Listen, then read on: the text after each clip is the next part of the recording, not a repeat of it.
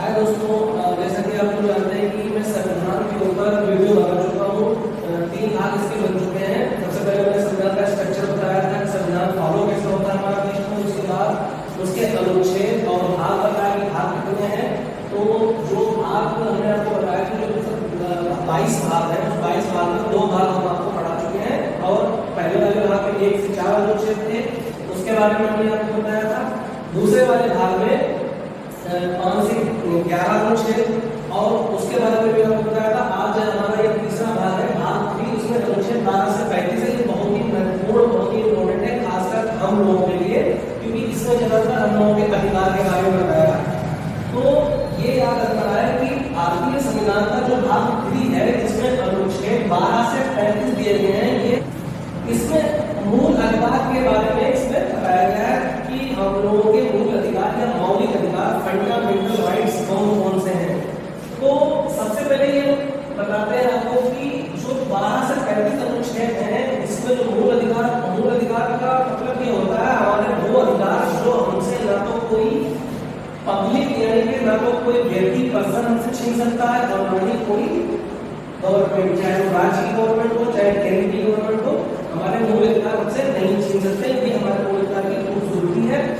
और ये अमेरिका के संविधान से लिया गया था। जो मूल अधिकार है वो अमेरिका के स्थान से लिया गया था।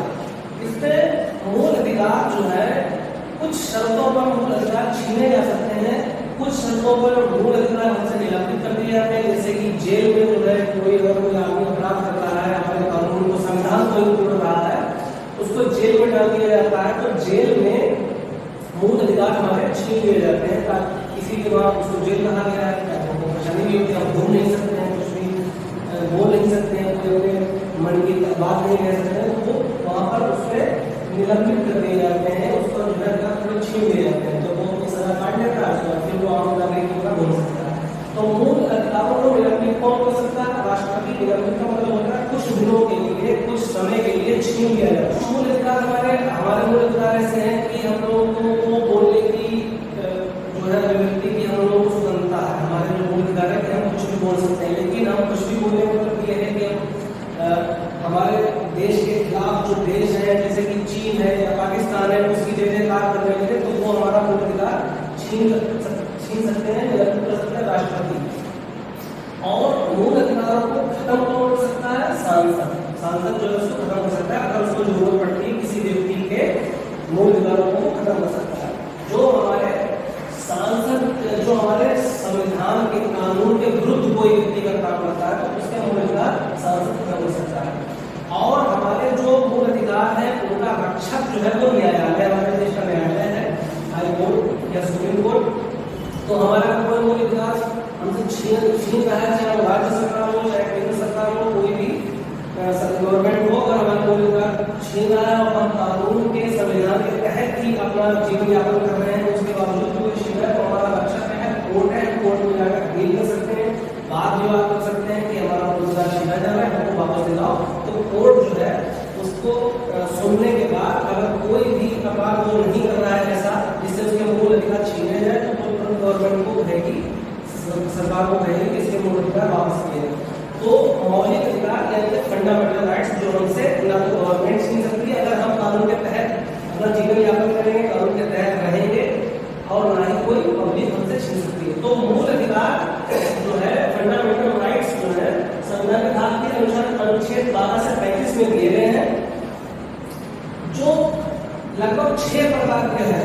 6 प्रकार के मूल अधिकार है। सबसे पहले समानता का अधिकार, हर एक चीज में समानता वो दिया गया है 12 से 18, अनुच्छेद 12 से 18, राइट टू इक्वलिटी, समानता का अधिकार जो अनुच्छेद 12 से 18 में दिया गया। उसके बाद स्वतंत्रता का अधिकार, राइट टू फ्रीडम, 19 से 22, शोषण के विरुद्ध हम जो है हमें अधिकार मिले हैं वो 23-24 है। धार्मिक अधिकार मिले हैं, शिक्षा संस्कृति का अधिकार मिला है और संवैधानिक उपचार। इसी में पहले हमारा संपत्ति का अधिकार भी था, मूल अधिकारों में ही संपत्ति अधिकार था, लेकिन ये हमारा जो है अधिकार, मूल संपत्ति का अधिकार जो है मूल अधिकार से हटा दिया गया है। तो इस समय हमारे पास जो मूल अधिकारों की जो लिस्ट है वो 1 से 6 है, ये लिखी हुई है। आज हम सिर्फ, क्योंकि बहुत बड़े हैं, 12 से 35 अनुच्छेद, काफी एक वीडियो में बहुत बड़ा हो जाएगा वीडियो, इसलिए ये जो 6 अधिकारों के जो प्रकार है, इनका एक एक भाग हम आपको जो है रोज एक वीडियो में बताएंगे। सबसे पहले आज जो है समानता का अधिकार, राइट टू इक्वलिटी, 12 से 18 जो अनुच्छेद है उसके बारे में बताएंगे। बहुत ही ध्यान से देखिएगा क्योंकि ये बहुत फंडामेंटल राइट्स हमको पता होना चाहिए कि हमारे मूल अधिकार क्या है। राइट टू इक्वलिटी हमारे जो भाग 3 में संविधान में 12 से 14 आर्टिकल में दिया गया है। सबसे पहले अनुच्छेद 12 है, इसमें परिभाषा बताई गई है कि हमारे अधिकारों को कौन खत्म कर सकता है, किस तरीके से उसमें कानून बना सकते हैं, तो कौन कौन उस पर कानून बना सकता है। तो राज्य दिया गया है कि राज्य जो है हमारे मूल अधिकारों पर कानून बना सकता है। राज्य का मतलब कोई राज्य नहीं है, कोई यूपी या हमारा बिहार या दिल्ली, ऐसा राज्य संविधान की जो परिभाषा होती है उसमें राज्य को कहा गया है कि केंद्र सरकार या राज्य सरकार या नगर निगम या विद्युत विभाग या कोई भी ऐसे बहुत से गैर विभाग, ये जो है अपने ही विभाग के चीजों पर आप नए कानून बना सकते हैं। जैसे कि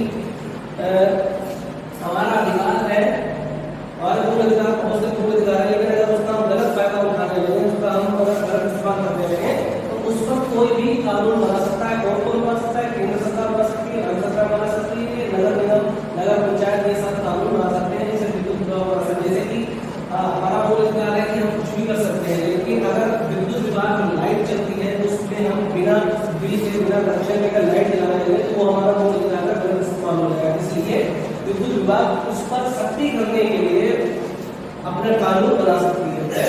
अनुच्छेद 13 जो हमको बताता है कि किसी भी मूल अधिकार को, कोई भी मूल अधिकार असंगत हो जाता है, मतलब कोई भी मूल अधिकार, किसी व्यक्ति का मूल अधिकार किसी दूसरे व्यक्ति का मूल अधिकार को अगर छीनता है तो वो उसको अल्पीकरण कर सकते हैं, मतलब उसको क्या है, कम कर सकते हैं, छोटा कर सकते हैं या उसको उसके अंदर छीन सकते हैं। जैसे कि हमें बोलने की आजादी है लेकिन हम किसी को गाली नहीं दे सकते। तो ये जो आर्टिकल 13 है तो ये है कि आपका मूल अधिकार है, बोलने का अधिकार है, आप घूमने का अधिकार है। आपका जो घूमने का अधिकार है किसी के घर में आप नहीं जा सकते हैं घूमने के लिए।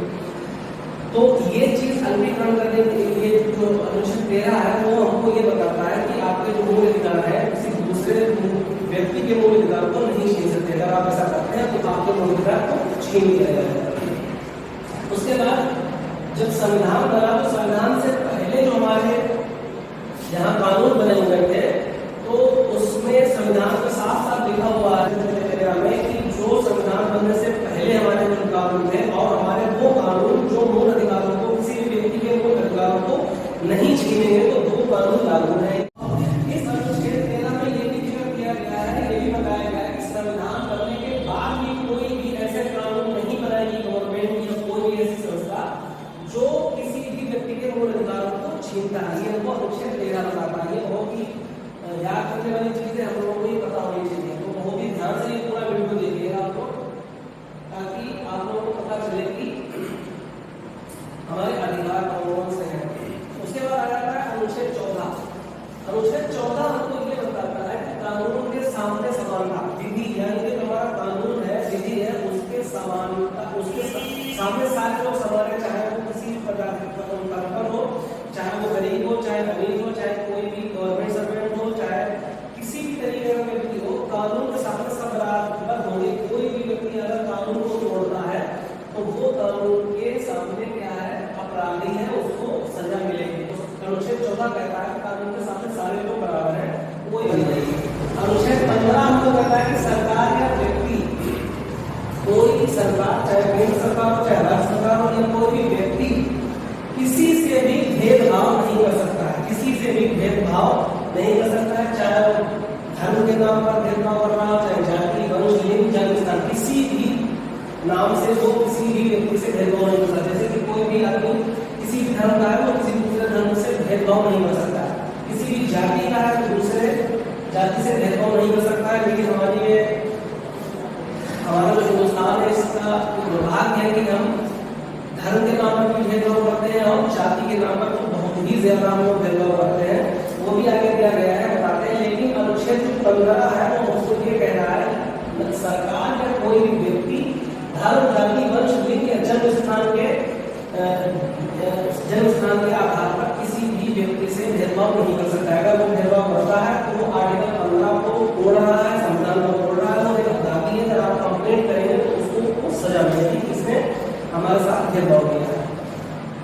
उसके बाद इसी में अनुच्छेद 15 के ही तहत दिया जाता है कि जब हम किसी भी व्यक्ति या वंश लेंगे, जन्म स्थान का मतलब होता है कि बहुत से लोग, जैसे कि बिहार का रहने वाला होता है, हम लोग खासकर आप ट्रेन में जाएंगे तो देखते हैं कि हम लोग कहते हैं बिहारी आ रहा है, बिहारी का बंगाल में रहने वाले बंगाली में रहते हैं, प्रथम आपके हैं बिहारी बंगाली लोगों को। हालांकि ये बहुत ही बड़ा क्या है, अपराध है। अनुच्छेद 15 कहते हैं कि बहुत बड़ा अपराध है। अगर उसको सबूत मिल गया, उसको वीडियो बनानी कि आप किस तरीके से बोल रहे हैं, अगर उससे कंप्लेंट कर दी तो आपके खिलाफ कार्रवाई हो सकती है। इसी में ही आ जाता है अनुच्छेद 15 में कि आरक्षण की मतलब कि अगर किसी भी तरीके का भेदभाव नहीं कर सकते हैं, तो आरक्षण के लिए बहुत ही इंपॉर्टेंट विषय है यहाँ पर कि आर्टिकल 15 कह रहा है कि सरकार या व्यक्ति, सरकार भी भेदभाव नहीं कर सकती है। तो बहुत से लोग ये कहते हैं कि आरक्षण क्या है, कि आरक्षण की तरीके से भेदभाव है, कुछ विशेष जाति के लोगों को आरक्षण दिया जाता है, विशेष धर्म के नाम पर फिलहाल आरक्षण नहीं है। जाति और लिंग और जन्म स्थान के आधार पर जो है आरक्षण है। देखो, जाति के नाम पर आरक्षण है, जाति के हिसाब से आरक्षण दिया गया है, लिंग के हिसाब से दिया गया है, और क्षेत्र जन्म स्थान के हिसाब,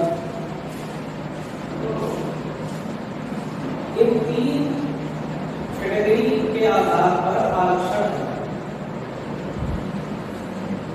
बहुत से लोग, जिन लोगों को आरक्षण मिल रहा है तो बहुत खुश है, हमको आरक्षण मिल रहा है, क्योंकि आरक्षण एक तरीके से उनके लिए बहुत ही फायदेमंद होता है, बहुत लाभदायक है।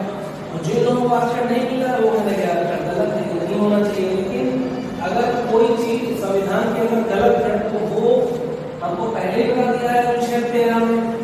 कोई भी अगर संविधान में कोई भी जो अधिकार है गलत है, कोई भी यहाँ पर कानून गलत है, तो जो 13 है, जो आर्टिकल 13 है वो कहता है कि उसको अलगीकरण कर देंगे, उसको खत्म कर देंगे, खत्म हो जाएगा, सांसद कर देता है।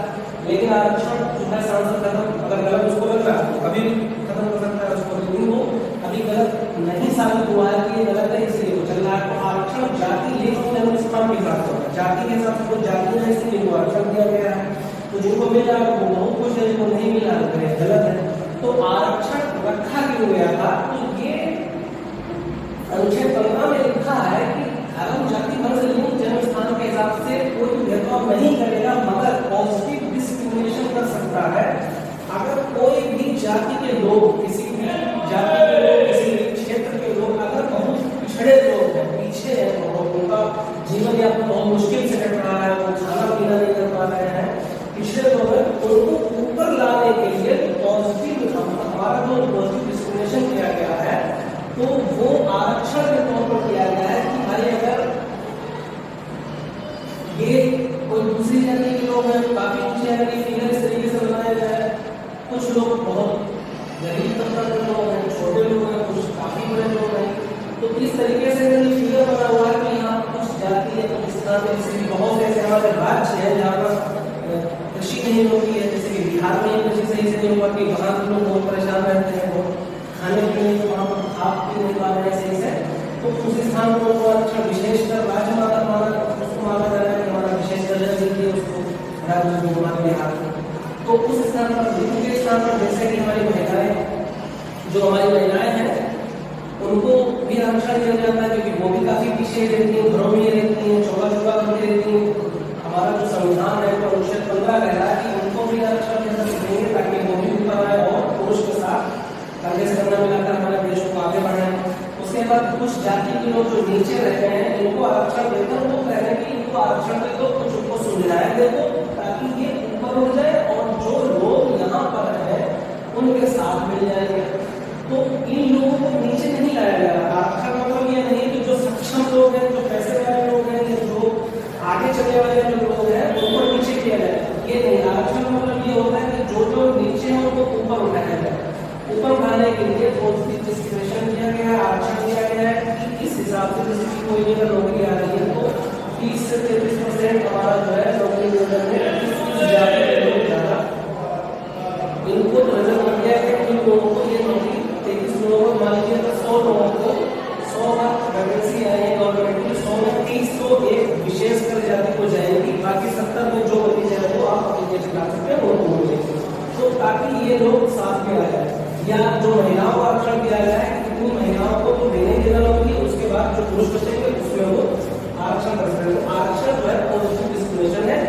निचले तबके के गरीब लोगों को या जो पिछड़े लोग रह गए उनको पास में ला देंगे। मेरे हिसाब से तो आरक्षण बहुत सही है, लेकिन इसमें भी थोड़ा संशोधन करना चाहिए, क्योंकि जो लोग आज से 70 साल पहले पीछे थे वो आरक्षण को पाकर काफी ऊपर भी आ गए हैं, कुछ समानता भी हो गई है, तो इसको संशोधन करने की तो जरूरत है, लेकिन खत्म करना है नहीं करना है वो तो आर्टिकल 13 में बता दिया गया है, क्योंकि वो सांसद के पास ताकत होती है किसी भी कानून को खत्म कर देगा, किसी भी मूल कानून को खत्म कर देगा। तो आपको समझ रहे हैं कि आरक्षण जरूरी है या नहीं जरूरी है, तो आपको समझ में आएगा। आगे देखते हैं कि अनुच्छेद 16 क्या कहता है। अनुच्छेद 16 कहता है लोक नियोजन में समावेश। लोक नियोजन का मतलब होता है जो भी गवर्नमेंट नौकरियां निकालती है, किसी भी तरह की नौकरी निकालती है, किसी भी तरीके की योजना लाती है, उस योजना में समानता होनी चाहिए। ऐसा नहीं किसी विशेष धर्म को या किसी विशेष जाति को ज्यादा नौकरी दे दी गई है, किसी विशेष जाति को ज्यादा योजना के तहत ज्यादा लाभ दे दिया गया है और किसी को नहीं दिया गया है। उसमें भी कहा गया है कि गवर्नमेंट सर्विस या गवर्नमेंट की कोई भी योजना आती है उसमें समानता होनी चाहिए हर तरीके से। इसमें भी आरक्षण आ जाता है, इसमें भी आरक्षण आ जाता है कि जाति के हिसाब से, लिंग के हिसाब से, विशेष क्षेत्र के हिसाब से। जैसे कि नौकरी मिलिट्री की नौकरी है, जो बेटी कुछ ऐसी मिलिट्री की नौकरी है इसकी महिलाएं नहीं होती, क्योंकि वो जिंदगी पूरा ताकत उनके अंदर नहीं होती है। उसके बाद आरक्षण जाति के हिसाब से गवर्नमेंट की कोई नौकरी है, हम आपको बता चुके हैं 100 नौकरियां 30 जो है वो विशेष जाति को जानी है, कि बाकी जो 70 बचेगी उसमें सारे लोग उसको अप्लाई करके वो सारी नौकरी देंगे। तो ये आरक्षण पॉजिटिव डिस्क्रिमिनेशन है, इसीलिए इस हिसाब से जब भी ये लगेगा कि हाँ हमारे सारे लोग जाति के लोग या सारे तबके के लोग एक समान हो गए, तो ये तब तय कर सकता है, क्योंकि इसकी ताकत सांसद के पास है, लोगों आर्टिकल 13 का। उसके बाद अनुच्छेद 17 जो है वो कहता है अस्पृश्यता, यानी छुआछूत को खत्म कर देना, छुआछूत को खत्म कर देना। अछूत लोगों का पहले जब हमारा देश आजाद हुआ था तो बहुत ही जो उस टाइम पर छुआछूत बहुत थी, इसीलिए इसको खत्म किया गया कि आप किसी भी तरीके से किसी जाति धर्म के आधार पर छुआछूत नहीं कर सकते, किसी के पास नहीं बैठना, किसी को न छूना नहीं, आप नहीं कर सकते, ये दंडनीय अपराध है। अनुच्छेद 17 कहता है अगर इस तरह कोई भी व्यक्ति सबूत लेकर कोर्ट में पहुंच जाता है कि मैंने हमारा छुआछूत किया है, तो वो कोर्ट उसको सजा दे सकती है। अच्छा, छुआछूत जो है गाँव में अभी बहुत होता है, क्योंकि गाँव में हमने बहुत देखा है कि गाँव में छुआछूत अभी बहुत है, तब ज्ञान की वजह से कुछ उनके जानकारी नहीं है, कुछ ज्ञान नहीं है उनको, इस वजह से गाँव में छुआछूत बहुत है, लेकिन शहरों में छुआछूत है खत्म हो गई है, 90% छुआछूत नहीं है। और इसी पर अपराध, इसको अपराध माना गया। 1955 में इसका जो है कानून भी बनाया गया था और 1989 में ये कानून बहुत सख्ती से लागू कर दिया गया था। 1989 में जिसको हरियाणा एक्ट भी कहा जाता है, हरियाणा एक्ट के नाम से, कि आप छुआछूत नहीं कर सकते हैं और लिंग और जाति के हिसाब से। उसके बाद आता है हमारा अनुच्छेद 18।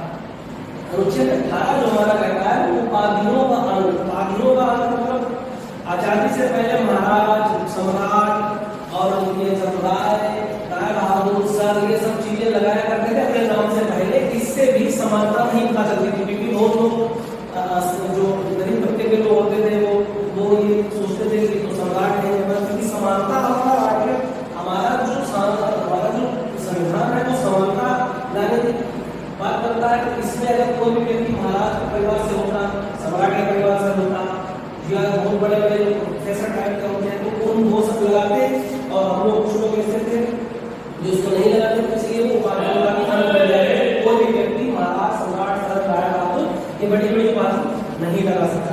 इसीलिए समानता इसको कहा गया है, समानता का अधिकार है। भाग 3 का जो 12 से 18 जो हमारा कंप्लीट हो गया है, और आगे जो दूसरा वाला जो हमारा भाग है वो अगले वीडियो में आपको बताएंगे।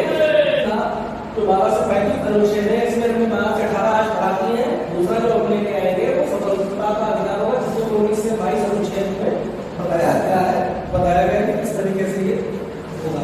तो ये जो फंडामेंटल राइट्स के जितने भी वीडियो हैं ये बहुत ही ध्यान से आप सुनिए और उसको याद कर लीजिए कि हमारे फंडामेंटल राइट्स यानी हमारे